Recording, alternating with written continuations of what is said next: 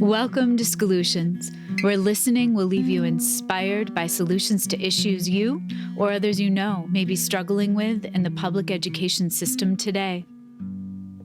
Hello, I am Olivia Wall, and I am humbled to have two magnificent women as guests today. Toni Cameron has come to know mathematics deeply through her work as co-director of Mathematics in the City with Catherine Fosno, as well as her previous work as a co-director of Metamorphosis Teaching and Learning Communities with Lucy West.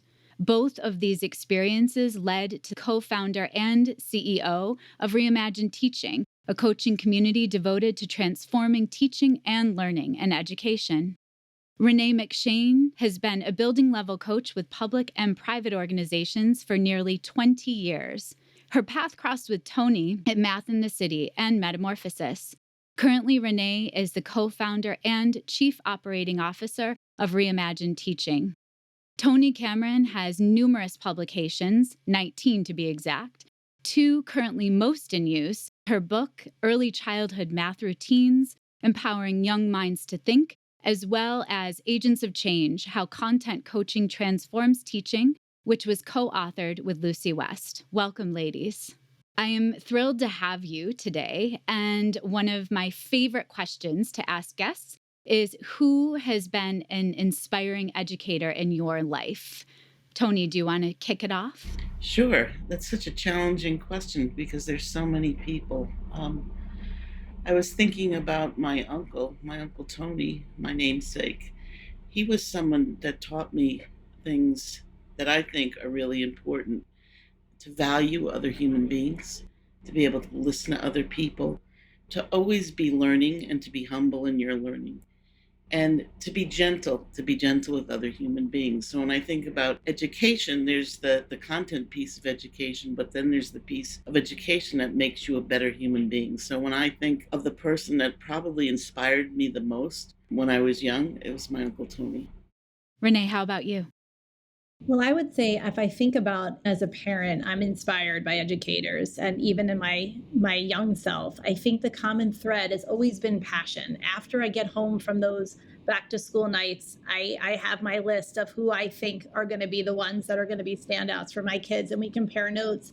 And it always comes down to energizing and excitement and passion. So there's a couple that I remember from middle school and high school. I really think that that has been something that I've tried to emulate over time. Is like, when you really love something, you don't have to work too hard to get everybody to draw you right in. So true. And I know we've been collaborating quite a bit over the last 2 years. And one piece that I am really lucky to be a part of is the coaching learning community, CLC, that you both created, initiated, and invited me to. I think as a coach right now, or especially over the last couple of years, it's felt really isolating. So an issue that I'd like to address, that you've figured out a way to get around, is that there's coaching that's happening in communities, but it doesn't feel connected to other people, to beliefs, or it doesn't feel maybe representative of our beliefs.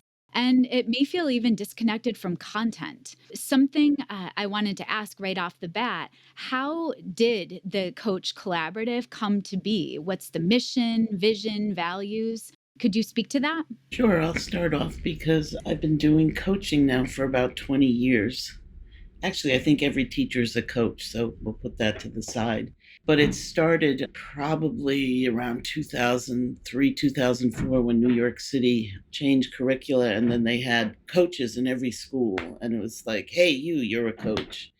And working with a district 15 and thinking about how to, the teachers, now coaches, think about how to work with their colleagues. It was really challenging. And so thinking about the understanding of content being so critical, like the content you're teaching, and then the human part, like the communication part, like how you interact with other human beings. And so these two things started to fuel my work with coaches. And so this was a more formal kind of experience, but working probably with about 50 different coaches in these little collaboratives. They were put in clusters because there was no other way to do it.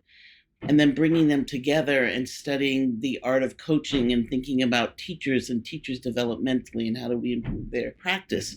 How do we support them and challenge them at the same time? So that was the beginning of it. And then, meeting Lucy West at a national conference and the two of us attending each other's sessions and thinking, wow, we're kind of doing a similar kind of thing here. Let's come together. And then the book grew out of that. And I started working with Lucy at Metamorphosis, and the coaching was the centerpiece of that. And so then, as part of both Math in the City and Metamorphosis, creating these learning communities, bringing educators together. And the learning communities were around grade level, like first grade, second grade, like that. They were leaders, like principals, coming together to think about the teaching and learning of mathematics.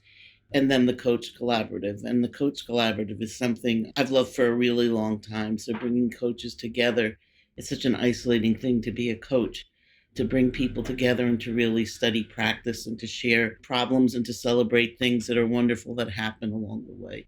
So those are sort of the roots of it. And then in 2020, with COVID, starting a new company and keeping that as one of our central pieces and keeping it open to people, doing it virtually, making it free so everyone had access.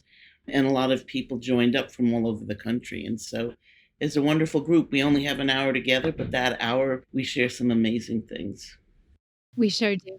It's interesting. And some people even said that felt like a lifeline last year because it was this very safe place where this community came together. And it's just a neutral kind of listening and coming together to feel inspired in a time when it felt like, wow, everything we know, certain things have changed, but what has stayed the same? So I think that was really powerful. And it was really about this kind of need for connection during COVID. And when Tony's speaking about the journey of the CLC, what's amazing is that's what drew me to Metamorphosis in the beginning as a participant, because I was a building level coach and many times people wrongly perceive you as this expert. Meanwhile, you need to have this constant community to troubleshoot all of your ideas and develop. So those were really transformational for me along those years, just studying video and analyzing coaching moves, listening to other coaches and having that opportunity to learn. So I've experienced it first as a learner. I mean, always as a learner, but first as a participant before even being part of it on the other side. Toni, you brought me to the Wayback Machine of 2005 because I was one of those teachers that was plucked out of the classroom and told, you are a coach. And I was teaching, I think first grade it was at PS 116. And Anna Marie Carrillo approached me in Brooklyn heading to the subway, and we talked and talked. And the most beautiful part of being part of the CLC now, it does have a very similar vibe to our get-togethers on Fridays, of where we would come together in various places in District 2 and study and learn and troubleshoot. And so that's one of my favorite pieces of being part of the current CLC, because even though we're all looking at each other on screens, we are connected. I was going to add to the piece of helping people to film their practice and to reflect on what it is they do and to gather evidence. So you may think you're doing one thing and then you look at the evidence like, that's not what I thought I was doing. And so this year we've been studying what do you value as a coach, right? And your values actually shine through in how you interact with people. Using transcripts, using clip video to study what it is we do and to name that practice, I think is really helpful. It's also a little humbling, but humble is good.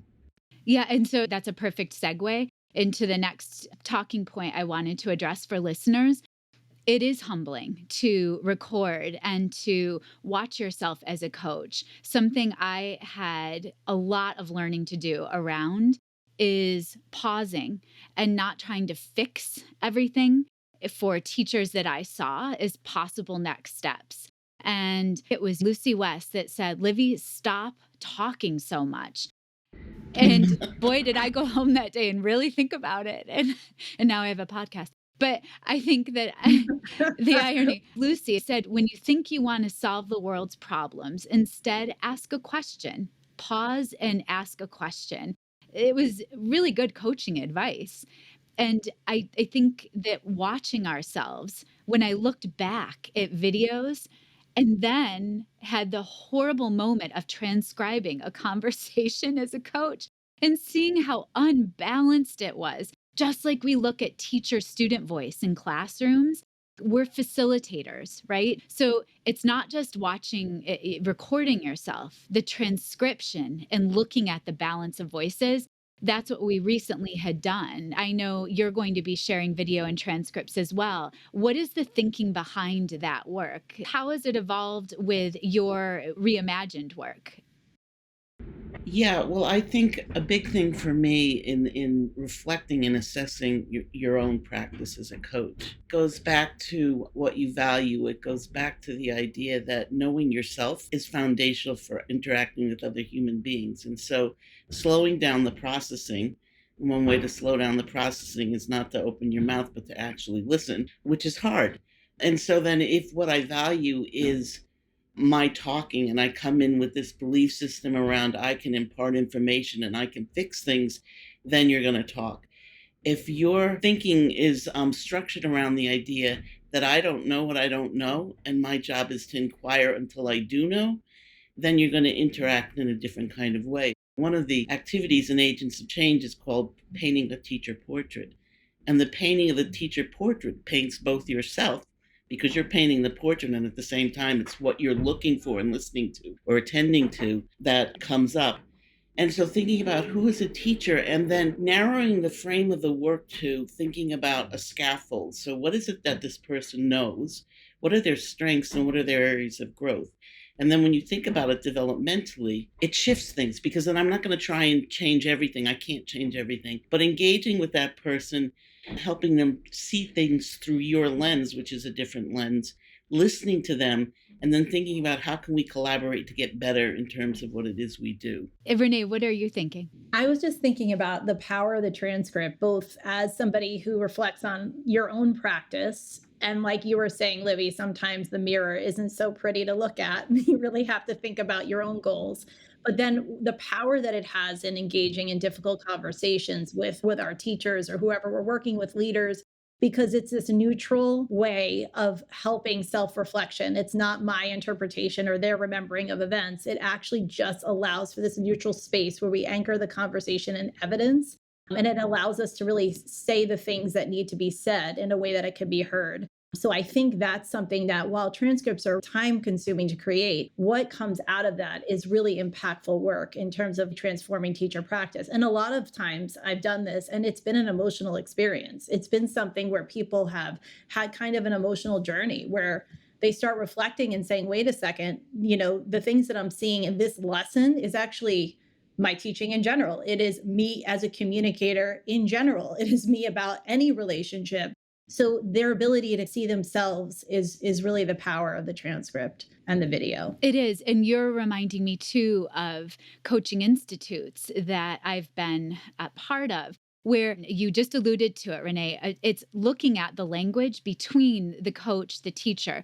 It's also, though, connecting it to either coaching moves based on research or research in general, because then it takes it not just to the black and white of what happened, but also how is this best practices for students, for teachers, and education in general. So I think that's a huge piece. I'd love for Toni, for you to speak to listening stumbling blocks, because this is something that is so much about coaching. So many adults right now need to be aware of listening stumbling blocks, and it would be helpful to hear about. I think you can think about it from analyzing yourself as a person. Even it has nothing to do with education, how you interact in your personal life, like tuning your husband out, not hearing what he's saying, getting that kind of feedback. So I think we're living in such a distracted age that it's hard to pay attention. And so trying to be centered, trying to center yourself around what's happening, do I understand what's happening, and staying focused is probably the hardest thing. And so the stumbling blocks come from wanting to fix something, from thinking you know something, from thinking you know more, from judging the person or minimalizing them in some way because of how they speak or that you don't agree with their belief systems or whatever. The act of humble listening is the act of respecting each individual as an individual and trying to know them without judging them. And then there's tools you need, like how you question people. Sometimes we don't hear ourselves. I've gotten into trouble questioning people where it can feel like an attack. then you start to develop ways of interacting that are like soft on the edges, but the thing is still there. Like the hard question's still there, it just doesn't feel like a hammer when you say it. And so I think listening is something that we all have to work on in different ways. Coming to know yourself. The heart of coaching is knowing yourself. And when you know yourself, like if you process very quickly and someone speaks slowly, you're in trouble.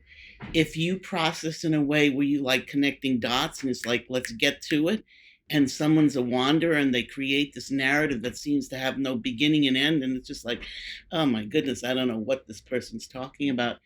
So you have to train yourself to let go of yourself and to be present to that other person for who they are, not for who you want them to be. And I think too, Renee, you shared with me before we started recording that you and Toni are headed off to Sweet Home Central School District in Amherst, New York soon this week. And I'd love to know more about the impacts that this CLC that is 1 hour once a month is having on your coaching communities on the ground. Well, it's wonderful that our coaches that we're working with up there are actually participating. So there is this synergy between the two. And I think really just exploring themselves and our own practice and seeing, I think what makes our community so vibrant and also authentic is that none of these videos are perfect and polished. Not that there ever is, but there's this sense of this is raw footage. So what we had at our last CLC was just people bringing a clip of themselves having a conversation. It wasn't vetted, it wasn't perfectly edited. It was just, who are you? Bring us a clip. And I think that allows people to feel like, oh, there's an entry point. Like everybody can do this. I don't have to be at the top of my career. I'm a new coach, but I could still engage. So I think that's something that feels like this invitation. It doesn't feel like a judgment. And I think that that whole feeling of mindset is really what we love so much about the coaches that we work with, is that they're willing to study their practice. And it really feels like a genuine collaboration where we're learning as much as they are in terms of our own coaching and our own lesson design. So that really feels like the best combination is when we actually get to see our coaches in their environment, working in their communities, working on those goals. So we are really excited to head back up there for that reason. Yeah. And Livy, one model we use is called coaching the coach. And so for newer coaches, being coached as a teacher, right, with you plan the lesson with them, you co-teach the lesson with a group of students, and you debrief it. So you're the coach, they're the teacher.